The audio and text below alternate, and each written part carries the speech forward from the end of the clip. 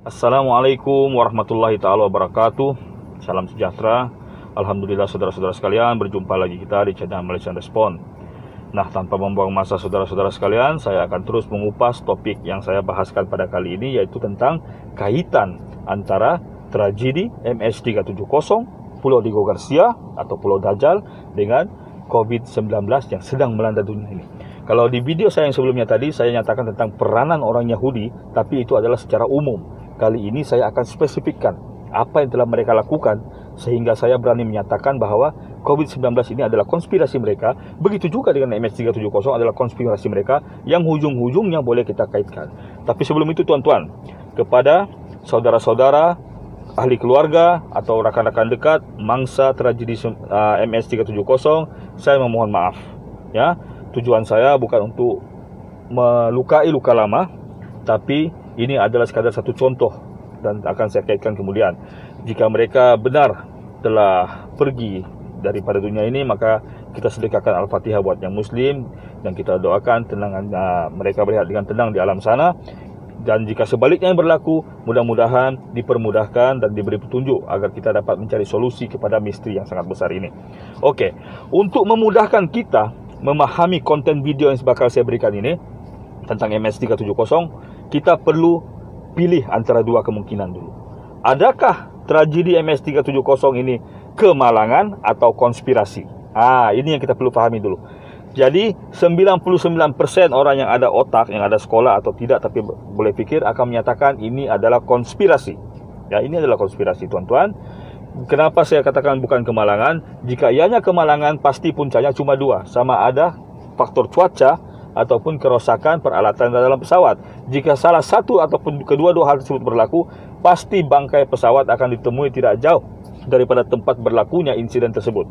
Tapi dalam hal ini tidak dijumpa sama sekali. Tujuannya daripada Kuala Lumpur menuju ke Beijing. Jadi perjalanannya paling jauh pun tempat yang tidak ada orang adalah Laut Cina Selatan, pada jarak sekitar 800 km. Jarak terjauhnya daripada Pantai Terengganu sehingga ke Pulau Hainan. Itu jarak yang paling jauh kalau dia missing di sana pun.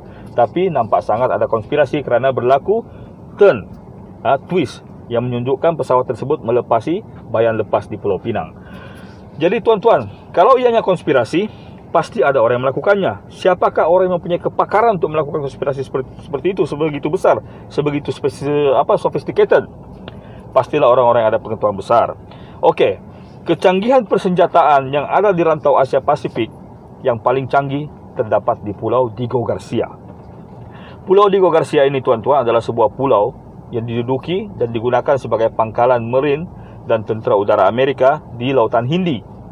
Ya, tapi ada yang menyatakan terdapat bukti di sana terdapat kapal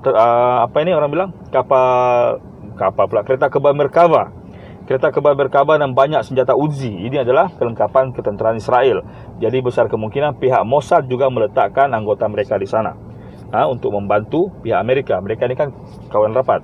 Jadi bagaimana strategiknya Pulau Diego Garcia ini, tuan-tuan? Ayo saya bagi satu contoh. Bayangkan kamu seorang cikgu, seorang guru berada di sebuah kelas. Di belakang kamu adalah papan hitam. Di depan adalah seluruh bahagian kelas. Kamu nampak pelajar yang paling hujung, paling nakal, paling tidak nakal, paling cun, paling pintar. Kamu akan nampak semuanya. Okey? Jadi secara geografi, saya gambarkan macam ini. Kalau kamu toleh ke bahagian paling hujung di sebelah kiri, adalah Madagaskar dan pesisir timur Afrika Selatan, bahagian-bahagian selatan Afrika. Naik sedikit ke atas adalah bahagian timur Afrika, seperti Kenya atau Tanzania. Ke atas sedikit adalah tanduk Afrika, Somalia dan Djibouti serta Ethiopia. Ke atas sedikit adalah Timur Tengah, terutamanya Oman dan Yaman. Ya. Selepas itu, ke depan sedikit adalah pesisir pantai Iran dan Pakistan. Center di tengah-tengah adalah India, Bangladesh dan Myanmar. Ke kiri sedikit adalah ke kanan sedikit adalah seluruh pelusuk Asia Tenggara, Thailand, Malaysia, Singapura dan Indonesia. Dan kalau swing lagi ke sebelah kanan, itu adalah Papua New Guinea, dan bahagian paling hujung sekali adalah Australia serta Kepulauan Pasifik termasuk New Zealand. Jadi nampak, tuan-tuan, hampir seluruh pelusuk Asia secara 180 darjah dikawal di tengah-tengah oleh Pulau Diego Garcia. Di belakangnya adalah Antartika. Itu tidak penting lah. Jadi kalau kita perhatikan secara mendalam, apa yang dipantau itu kebanyakannya adalah pesisir pantai negara-negara Islam. Kalau bahagian-bahagian lain seperti Turki, Lubnan, Libya, Mesir di bahagian utaranya, Tunisia, Algeria dan Maghribi. Bahagian-bahagian ini dipantau oleh Eropah, kuasa-kuasa di bahagian Eropah, kerana mereka berada pada lingkungan Laut Mediterranean. Sentiasa ada rondaan daripada pihak British ataupun Sepanyol atau mungkin Perancis. Tetapi Pulau Diego Garcia di bawah Amerika, mereka mengawal hampir seluruh 180 darjah kawasan bird eye view yang ada di depan mereka. Jadi nampak strategiknya Pulau Diego Garcia. Mereka telah melakukan satu uji kaji yang pertama, tuan-tuan, iaitu tsunami Aceh 2004. Tsunami ini, tuan-tuan, kalau kita perhatikan, dianya bukan berasal daripada satu gempa bumi, merupakan senjata fizik yang direka oleh tentera Amerika. Buktinya sangat jelas. Kenapa ombak sebegitu kuat boleh sampai ke Somalia, boleh sampai ke Pulau Pinang, tapi tidak kena di bahagian Sumatera Barat dan tidak kena di Maldives? Kenapa? Kerana alurannya sudah ditentukan. Jadi, tuan-tuan, apabila pesawat tadi dibawa ke Diego Garcia, maka berkemungkinan besar uji kaji dilakukan di sana. Apa buktinya, tuan-tuan? Nah, mari saya nyatakan. Ini adalah bukti yang sangat jelas. Saya dapat bukti petunjuk ini daripada siapa? Daripada diri saya sendiri, pemilik channel Malaysian Respond. Saya tinggal di satu kawasan semasa tragedi MH370 ini di Petaling Jaya. Apabila saya buka tingkap bilik saya, benda pertama yang saya nampak adalah sebuah kilang yang bernama Freescale pada masa itu, dan sekarang nama tersebut telah ditukar menjadi NXP. Di kilang Freescale ini telah menjadi epicenter tragedi MH370 kerana kononnya ada bahan yang dibawa dari kilang tersebut ke dalam pesawat MH370, dan barang tersebutlah yang diperebutkan antara pihak Amerika atau China menurut teori awal, tapi ini kita tidak dapat pastikan. Jadi, tuan-tuan, kebanyakan pekerja di kilang tersebut, sorry saya matikan aircon sekejap. Kebanyakan pekerja di kilang tersebut, pekerja biasanya adalah cewek-cewek dari Indonesia, minah-minah kilang lah. Okey, dan pekerja peringkat atasannya kebanyakannya datang daripada Amerika ataupun Eropah. Ada yang dari Belanda, ada yang dari UK, ada yang dari Sweden, ada yang dari Itali. Dan mereka ini, yang matsale-matsale ini kebanyakannya tinggal di salah satu hotel 5 star yang ada di kawasan tersebut. Saya tidak perlu nyatakan mana hotel itu ya, tapi kalau yang kenal dengan saya pasti tahu. Jadi, saya sempat kerja di hotel tersebut. Semasa briefing, nama-nama VIP akan disebut oleh GRE ataupun GSO, Guest Service Officer. Dia akan sebut semasa briefing sebelum masuk kerja. Ini dia bilang, bagi orang yang kerja hotel tahulah, ini nama VIP yang bakal datang, dia dari syarikat mana, berapa malam dia menginap, nama itu akan dia sebut daripada negara mana. Jadi, tuan-tuan, saya dengar daripada Freescale ada beberapa nama disebut, dan mereka ini akan terbang pada 8 Mac sebelah malamnya, tapi mereka berangkat pada 7 Mac pukul 11 lebih atau pukul 10 lebih daripada hotel. Jadi mereka dijangka akan bertolak pada 12 malam 8 Mac. Jadi nama yang disebut ini agak pelik, tuan-tuan. Okey. Dalam pasport nama Sweden. Seperti yang kita tahu, tuan-tuan, nama seorang Sweden atau orang-orang Skandinavia, di hujung nama orang laki-lakinya biasanya perkataan SON, son, anak lelaki kepada. Son itu ada. Sweden, Denmark, Iceland biasa menggunakan son. Kalau Iceland semua ada son. Kalau perempuan semua ada dotir. Tapi Finland dan Norway, boleh jadi Norway 50-50, Finland jarang. Tapi yang tiga tadi, Denmark, Sweden, Iceland, nama lelakinya kebanyakan son. Tetapi ada syaratnya.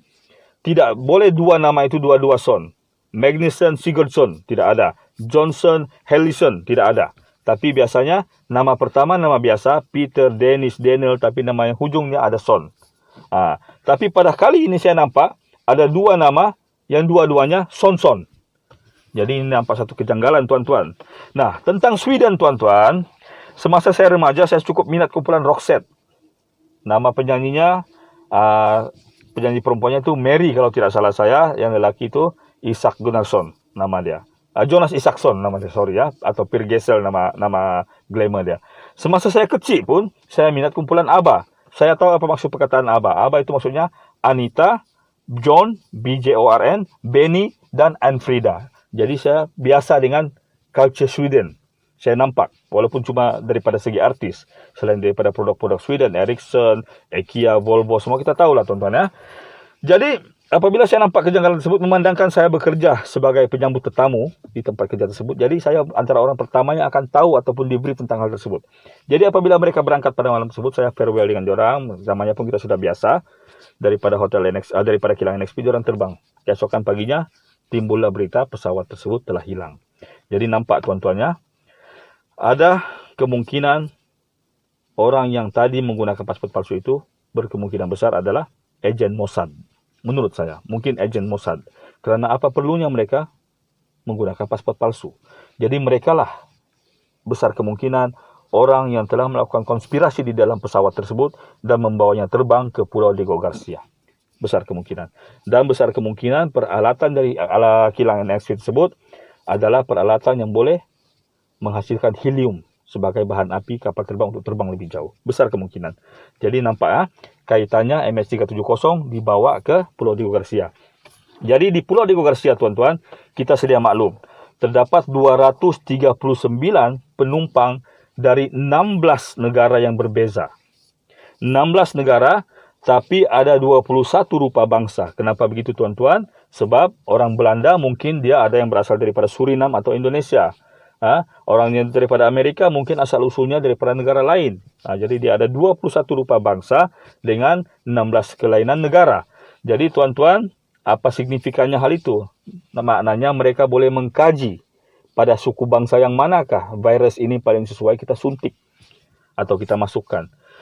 Jadi apabila kita lihat komposisi penumpang itu, majoritinya daripada China.